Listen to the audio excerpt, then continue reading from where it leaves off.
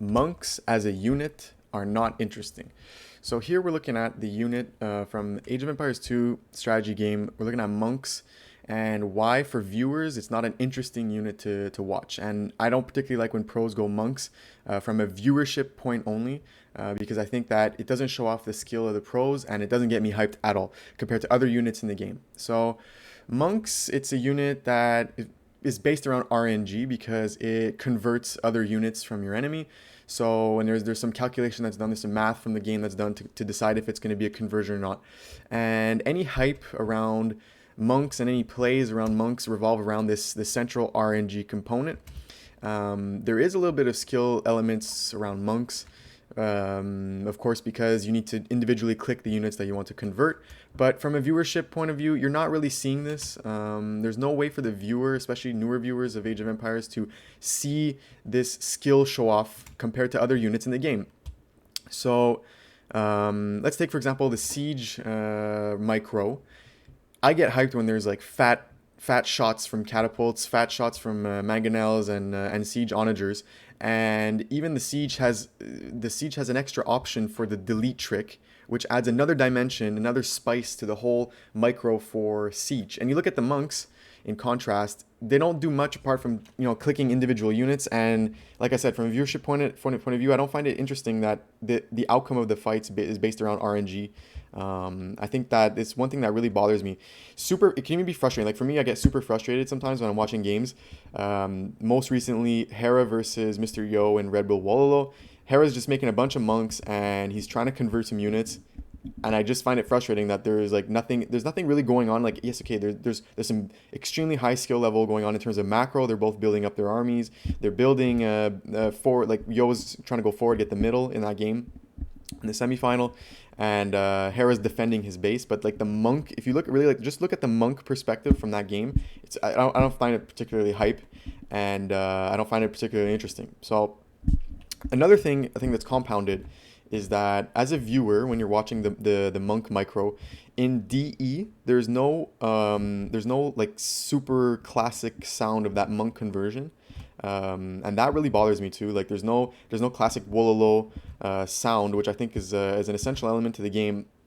I think sound design for a viewership, from a viewership point of view, is really important. It's a cue that lets you know, like, okay, there's something going down with this unit, so pay attention here because there's something cool going on. But we're missing that classic sound. I think the sounds are really like faded into the back. I don't particularly like the new conversion sounds.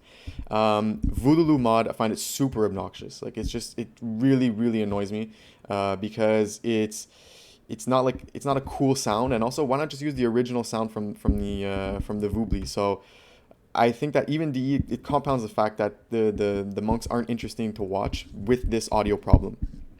On the other side though, with DE, there's an opportunity to clean up the whole the monk situation and maybe add something really cool to it. And I know, like, AOE is an old game, and you don't break, you don't fix what's not broken, right? So or that what people say is, if it ain't broken, don't fix it. So yeah, you could try to tinker with it and maybe break the whole game. But I think that, for example, if you look at CSGO, it's an old game. I mean, the concepts aren't changing much, but they're always open to tweak little things here and there, some of them for the better. And I mean, even CSGO, they cleaned up the whole audio situation. So from a viewership point of view, the audio sounds a lot better. And I think that maybe the devs from DE should take a look at the monk situation. So let's get into it. So first, let's look at another RTS that's super popular, right? The most popular RTS esport ever, StarCraft. Okay, and I used to follow a lot of StarCraft. I think that StarCraft has some amazing micro moments. I think it's at its best when you have two high-level pros microing, because almost all the units in StarCraft, I'm talking about Brood War here, are really like micro intensive, and the pros, they have tons of room for growth to specialize themselves into like different micro. So like if you want to be a top Zerg, you need to be good at Mutalisk micro. You need to know how the Defiler works, which is the main spellcaster for the Zerg, so that you're doing tons of micro all the time. I think that's when it gets really exciting as a viewer for StarCraft. Amazing pro control. So yeah, so I mean, even now, I think there's a lot of parallel between Brood War and AOE, because they're both games from the 90s, and even though there's like other expansions that came out, Brood War is still holding strong. There's the Africa League StarCraft tournament that's going on. They're into their 10th season now for the Africa TV StarCraft League, and it's still like really high viewership, about the same viewership as StarCraft 2, which, you know, obviously StarCraft 2 peaked really high early on in 2012 and then sort of declined after. It wasn't really maintained as an esport. And I think a lot of people agree that this was because of the lack of micro, and Brood War just, it was amazing micro-wise. So in Brood War, there's some really micro-intensive units, some spellcasters that are super interesting. They add really hype moments to the game. Terran has the Science Vessel, right, with Irradiate, which is awesome. You always want to see top pros microing and controlling their units that way. The top Terrans are just amazing with their Science Vessel micro, keeping them safe because it's a fragile unit. So it kind of resembles the Monk in that way, where it's a fragile, but you have the opportunity to cast a spell and do a lot of damage to your opponent. Same with the Protoss High Templar. It's a fragile-ish unit, but you can do tons of damage with it. So I think that's in general, like unit design-wise, the Monk resembles a lot of other RTSs where you have something that's very powerful but super fragile, and you got to sort of protect it and control it properly to make use of it.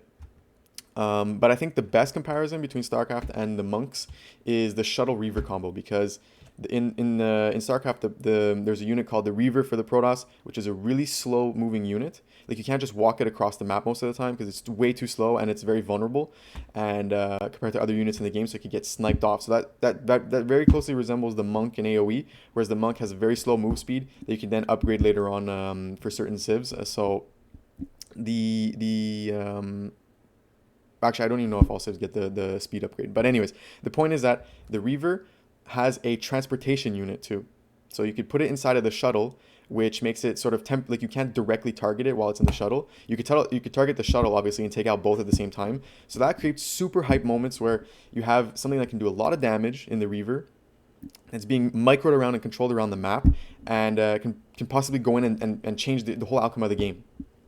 So I think that's where the Monk should be for AoE, where it's not based around RNG, it's based around control. It shows how skilled the pro is, and it allows for skill growth for the pros. So in contrast this with the Monks, there's not much room for skill growth. I mean, once you're able to click properly to convert units, which most pros mechanically, they're way past that. Like, they're doing crazy attack grounds and deletes and stuff like that, and army control. So there are, like, once you're a pro, you're already at that level where you control your monks properly. So there's not much room for skill growth. And if anything, like, being good with monks, I don't even know if that's even, like, theoretically possible, because if anything, the only thing you're practicing is risk taking. You're practicing decision making. So yes, risk taking is a big part of decision making, to be fair, but it doesn't have, like, the same, like, appeal to a viewer as when you're using, like, a unit that you need to control and cast spells specifically. It doesn't have that same grabbing. So you don't, like, a new viewer won't understand, like, oh, okay, he made that sick decision to make monks to go defense, so that's his hype. And again, contrast that with audio, like, really good audio cues, really cool, like, really cool precise micro. Those are the kind of moments that I think the monk should have, instead of just being like, okay, he decided to go monks, and you know, let's wait and see if he converts a unit, or maybe that can change the whole game. So let's look at this. I like to this is the one way to look at it. So from the front, let's say, like, we're looking at it from the front. Okay, the unit is not particularly skillful compared to other units in the game. If you're comparing it with the siege, for example, let's look at it from the reverse perspective. Is that, why don't we see more monks, right? So why don't we see, like, monks every game? You know, if you're a pro, in theory, you could use a unit like a spellcaster, get advantages with it, so you should see more of it, right? So in StarCraft, if the unit is micro intensive, pros will put tons of hours just to be good at micro to gain an advantage. Well, you don't really see that with the monks, because you don't see pros grinding out, like, practicing conversions, because it's RNG based anyways, and, like, you can't really gain an advantage from practicing that. So the lack of growth to master gives you, like, the other options in the game are much more attractive. So if you go siege, you have much more opportunities to grow, to become an amazing siege player, you know, to practice the deletes and stuff like that, get fat shots. So I think that is a lot more interesting. So from both angles, if you're looking at, like, the issue of monks, it shows that it's, like, there's something to do here, because it's not as interesting as other parts of the game, where I think there's a huge opportunity to make it super interesting. So, and I personally consider the siege like a spellcaster unit, because the attack ground, I consider that like a spell. So that's what I'm comparing with other spellcasters. So the monks, you're only practicing basically decision making. There is an exception to that though. Some micro with the monks is kind of cool, like the TC hopping there. Like you could load them up into a TC and take them out. So if you're like, again, it's around mostly based around monk defense that it sort of gets interesting. So you're taking your monks in and out of your TCs that they can't, that they're sort of invulnerable. So you're popping them out, converting and popping them back in. So that kind of resembles the shuttle micro with the Reaver, but it's only defensive. So unless you make a TC forward, which like never happens, unless like in a pro game, like no one does that. So maybe that's an indication that hey, there's something to do here, because that kind of I kind of like watching that. You could see the pro is actually doing something cool, and he's using his APM to pop the monks in and out. But then again, like if you go back to the Reaver, it's way more interesting because the Reaver can go into the other guy's base and do tons of damage. The monk can't really do that, The monk can't go offensively and be loaded in and out of something. You have to sort of protect it when you're going forward, so it doesn't create the same tension as the Reaver shuttle micro example. So there is an example, there is an exception to like the micro with the monk. There is a little bit of interesting micro, but it's only defensively. And I think that if we had an opportunity to do it for offensively, we would get a lot more interesting micro battles. So that's pretty much the problem that bothers me with the monks, is that it's not really interesting from a viewership point of view, and that's why I sort of made like an inflammatory title, because I think there's an opportunity here to do something better. So I just jotted down some options to spice things up from a viewership point of view. So I'm gonna go through these, and again, like full disclosure, I'm not good at this game. Like I'm not high elo at all. I'm a very average, excessively average player at this game. But again, I'm explaining it from a viewership point of view. So it's not like from a pro game point of view. It's from a viewership point of view of things that I think would be cool for the viewer, for the growth of the pleasure of viewing AOE. So first thing that I jotted down here: show which unit is being converted. I think that would add a lot of micro opportunities. And again, any of these could totally break the balance of the game. These are just ideas. So first one, showing which unit is being converted. If you're like a really good pro and you have your army up front and you could see which unit is being converted, which I think there's like a mod now that people are saying that it's like cheating basically, because that way if you're a pro with good APM, you could select which unit is being converted and then delete it. Obviously the delete part would have to be looked at because that would kill your conversion. So maybe like you couldn't delete it. Maybe it's like you'd have to do something there. But just the fact that like people made the mod because they think it's cool because it gives you an advantage. So it's not totally negative in my point of view. It actually shows you that hey, there's an opportunity here to add some cool micro to the game. And pros, I think, would appreciate the fact seeing which unit is being converted. They could do something about it, because I just find it really like it kills your morale when like you get like when your opponent gets a crazy RNG conversion and you lose an important unit, or I don't know. It just bothers me, like the fact that you get like these random conversions and you can't do anything about it. I think it's frustrating. And like yeah, it's pretty like it's funny, but I think like that novelty of like it's funny that your unit got converted fast wears off. Like it gets old really fast in my opinion. So that's the first idea, is maybe show which unit is being converted. Now I'm going to take that one step even further now. Imagine if you could see which unit is being converted, and if you have monks in defense, you could block that conversion. Let's say you had another spell, you could then fight with the other guy's monk, which sort of resembles what StarCraft is like. You have two main armies fighting, and then the spellcasters, which are behind the main army, and they're also fighting it out, doing stuff. I think that's the monks would be pretty cool in that regard, where if he's converting your unit, you can then block the other guy's. You could block the other guy's conversion somehow, and again, you'd be microing your main army, but then also doing this really cool micro in the back. So that's taking the first idea, but one step further. Related to that, you can maybe add a technique. So this is more like a balance change to sort of balance out these ideas. You could add a tech maybe to show which unit is being converted. Maybe some civs get it, maybe some civs don't.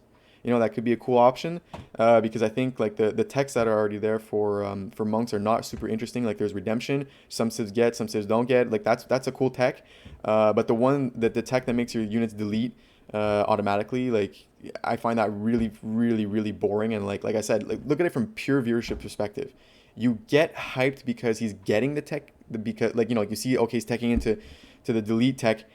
But then once he has it, it's not like there's no exciting moments. Like okay, the guy's converting and then he uses the Luna, the unit gets deleted. Wow, that's not very interesting. There's nothing like going on. There's no skill being demonstrated.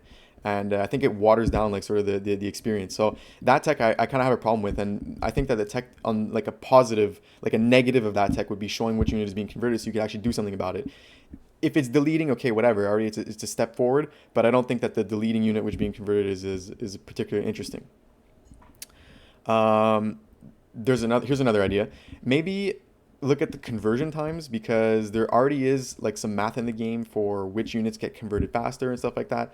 So maybe make it like tweak that a little bit. That this is like a really small step, but that could of course break the balance. But maybe that's a small step in a way forward, by just changing the time slightly, making it a little bit more exciting. Um, that way, like, okay, like, there's a cutoff point. Like, a night takes always 4 seconds, so like you gotta be really managing your stuff, because once you hit that cutoff point, you're getting a conversion. I think that could be an interesting way to spice things up for the monks, and add more skill again and remove randomness. Last one, of course, I think that this is really cool, being able to load monks into rams, because that would resemble, like, again, StarCraft, the Shuttle Reaver micro, which I think is super awesome. I think the pros definitely have the APM to do this, to control like the slow moving rams, and then putting in your monks in there and popping them in and out. I think that would be really awesome. Of course, it's gonna be totally OP if you could do that, but then you'd have to rebalance that aspect. But I'd love to see like a mod or something. Just try a couple of these ideas out, and I think it would favor aggressive play with the monks, because right now it's mostly just defensive play. But if you could bring them forward and sort of have them a little bit more protected, that could make a lot more aggressive play. And I think that aggressive play in general is interesting to watch, and it adds a lot of opportunities for pros to like expand their weapons, right? So you don't have one single endpoint, or one combination of winning moves. You can add in some different combinations, and I think that monks into rams would be a really interesting one. So those are my ideas, for maybe trying things out to get something going here, not fixing, but adding in some interesting elements to monks for viewers. So recap, basically, as a viewer, it's not exciting to watch the monks. I don't think the conversion mechanism is very interesting. It doesn't add many hype moments to a game. I'm thinking of very hype moments, like really fat siege shots, the delete trick, which is like that I really hope that they never take out that it's not a bug. I think it's actually a feature of the game. I think it's really exciting. I think it's cool. It adds a whole other dimension to pro play, right? Because it's totally counterintuitive. Like, oh my god, you're going to sacrifice a unit for the possibility of doing more damage to your opponent. I think that's awesome. That's interesting risk taking. Whereas the monks, it's basically just very simple decision making. It's either you go monks or you don't, and most of the time it's used defensively. Even when it's used defensively, it's super frustrating to watch as a viewer, because you don't really get a sense of like the pro skill. You're just waiting for the game to do something interesting. So it's kind of just like waiting on a dice roll or something like that. Don't find it interesting, especially not defensively. There is some micro elements to the monk, but maybe those could be enhanced with a few simple changes. And I think, again, DE is a huge opportunity to add something cool. Definitely should be explored.